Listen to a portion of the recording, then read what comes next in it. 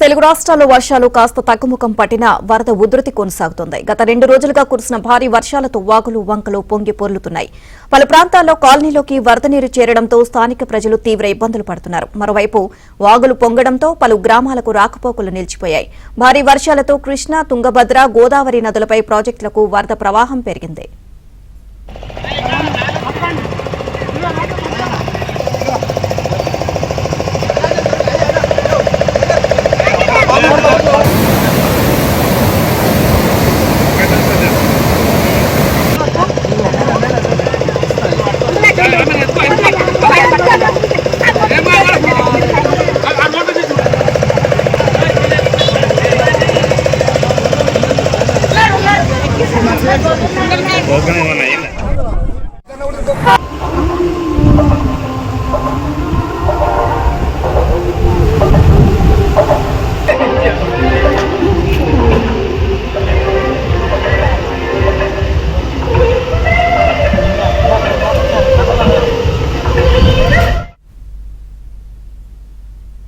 రాజమండ్రి వద్ద గోదావరి వరద ఉధృతిపై మరింత సమాచారాన్ని మా ప్రతినిధి రాజబాబు అందిస్తారు. ఎగువ ప్రాంతాల్లో కురుస్తున్న భారీ వర్షాల వల్ల గోదావరిలో వరద ఉధృతి పెరుగుతుంది. ప్రస్తుతం ధవళేశ్వరం కాటన్ బ్యారేజ్ వద్ద 1వ ప్రమాద హెచ్చరిక స్థాయిని మించి గోదావరి వరద ఉధృతి కొనసాగుతుంది. భారీ స్థాయిలో ఎగువ ప్రాంతాల నుంచి గోదావరిలో వరద ప్రవాహం పెరగటం వల్ల ధవళేశ్వరం కాటన్ బ్యారేజ్ వద్ద వరద ఉధృతి అయితే పెరుగుతుంది. మనం ప్రస్తుతం రాజమండ్రి పుష్కర్ ఘాట్ దగ్గర ఉన్నాము. ఇక్కడ విజువల్స్లో చూడవచ్చు గోదావరమ్మ పరవళ్లు తొక్కుతూ ప్రవహిస్తున్న దృశ్యాలను మనం విజువల్స్లో చూడవచ్చు. గత 2 రోజులుగా కూడా గోదావరి వరద ఉధృతి కొనసాగుతుంది. గోదావరి వరద ఉధృతితో గత 2 రోజులుగా కూడా అల్లూరు జిల్లా, అంబేద్కర్ కోనసీమ జిల్లాలోని లోతట్టు గ్రామాలు, లంక గ్రామాలు జల దిగ్బంధంలో చిక్కుకున్నాయి. విలీన మండలాలకు సంబంధించి విలీన మండలాల్లో కాజ్వేలపైన, రహదారులపైన వరద నీరు పొంగి ప్రవహించడం వల్ల విలీన మండలాల్లో సుమారుగా 40 గ్రామాలకు పూర్తిగా రాకపోకలు నిలిచిపోయాయి. మనం పుష్కర్ ఘాట్ దగ్గర ఉన్నాము. ఇక్కడే నిన్న సాయంత్రం ఇక్కడ గోదావరిలో స్నానమాచరించడానికి వచ్చిన ఇద్దరు యువకులు కూడా గల్లంతయ్యారు, వరద నీటిలో కొట్టుకుపోయారు.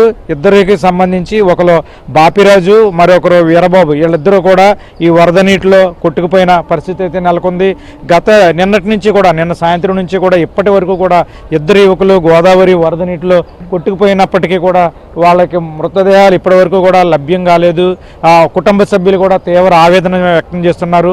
పుష్కర్ ఘాట్ దగ్గర అధికారుల పర్యవేక్షణ లేకపోవడం, పోలీసుల పర్యవేక్షణ లేకపోవడం వల్ల నిన్న సాయంత్రం వరకు కూడా నిన్న 1వ ప్రమాద హెచ్చరిక స్థాయిలో గోదావరి ఉగ్రరూపం దాల్చి పొంగి ప్రవహిస్తున్న పుష్కర్ ఘాట్ దగ్గర ఎటువంటి ఆంక్షలు విధించకపోవడంతో భక్తులంతా కూడా పెద్ద ఎత్తున గోదావరిలో స్నానమాచరించడానికి ఇక్కడ రావడం జరిగింది. ఈ నేపథ్యంలోనే ఇద్దరు యువకులు కూడా పుష్కర్ ఘాట్లో స్నానమాచరిస్తూ ఇక్కడ వరద నీటిలో కొట్టుకుపోయారు.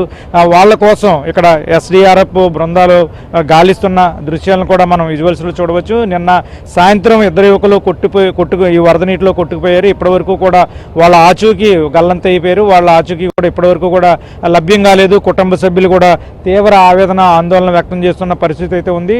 ఇప్పుడు పడవల్లో ఇక్కడ ఎస్డీఆర్ఎఫ్ సిబ్బంది వాళ్ళ కోసం గాలిస్తున్న పరిస్థితి అయితే నెలకొంది.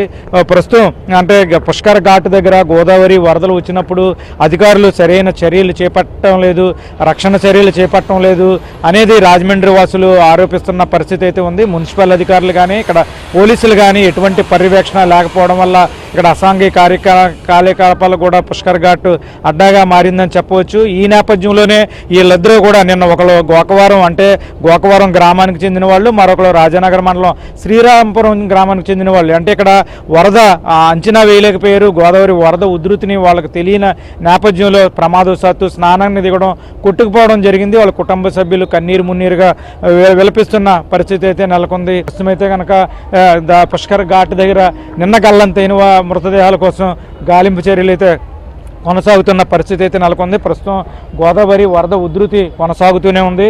ఈరోజు సాయంత్రం వరకు కూడా ఇదే స్థాయిలో గోదావరి వరద ఉధృతి కొనసాగే అవకాశం ఉందని కూడా అధికారులు అంచనా వేస్తున్నారు.